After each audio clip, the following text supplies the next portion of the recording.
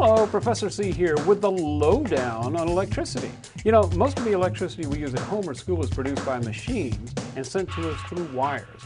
And the key to this method of making electricity is magnetism. In 1820, the Danish scientist Hans Christian Oersted observed that electricity moving through a wire produced a magnetic field. He placed a copper wire carrying an electrical current on top of and parallel to a compass needle.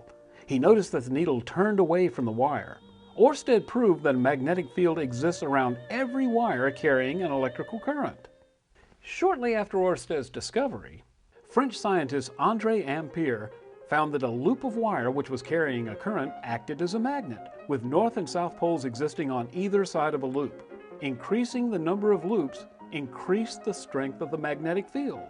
A loop of current-carrying wire is called a solenoid.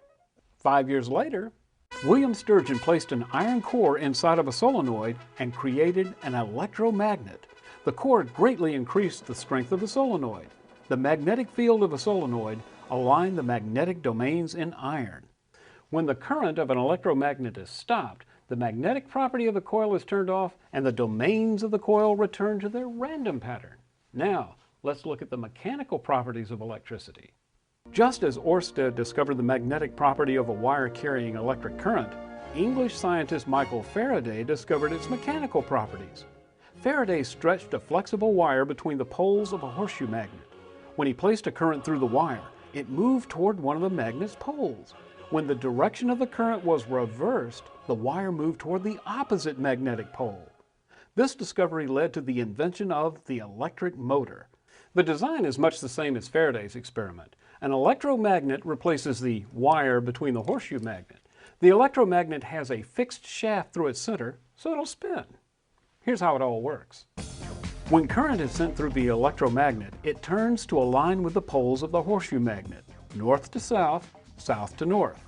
At the instant the poles align, a switch called a commutator, located on the shaft holding the electromagnet, reverses the flow of electricity through the electromagnet. Instantly, the poles of the electromagnet reverse. Its momentum causes the electromagnet to turn in the same direction toward the opposite poles of the horseshoe magnet. Switching the direction of the current each half revolution causes the electromagnet and its shaft to spin. It revolves many times a second. The spinning shaft, connected to the electromagnet, is used to power a machine, thus converting the movement of electrons in a wire to do mechanical work. Faraday continued experimenting and discovered perhaps the most useful property of electrical currents. He found that a moving magnet can actually cause electrons to move in a conductor. An American scientist, Joseph Henry, discovered this effect about the same time as Faraday. The ability of a magnet to move electrons is called induction. It's the principle of how most electricity is generated.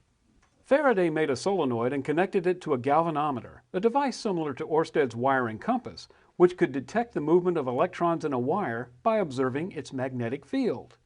Faraday found that when he moved the magnet one way through a solenoid, the electrons moved one way through the wire. When he moved the magnet the other way, electrons in the wire moved in the opposite direction.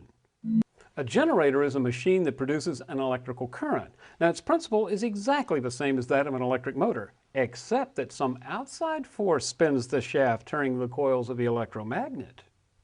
As the coils spin, they pass through the magnetic field of the fixed magnet. This movement through the magnetic field induces an electrical current in the coil. The current flows in one direction through the first half of a revolution and the opposite direction on the second half. If the generator does not have a commutator, the current it produces switches direction each half revolution of the coil. We call this type of current alternating current, or AC.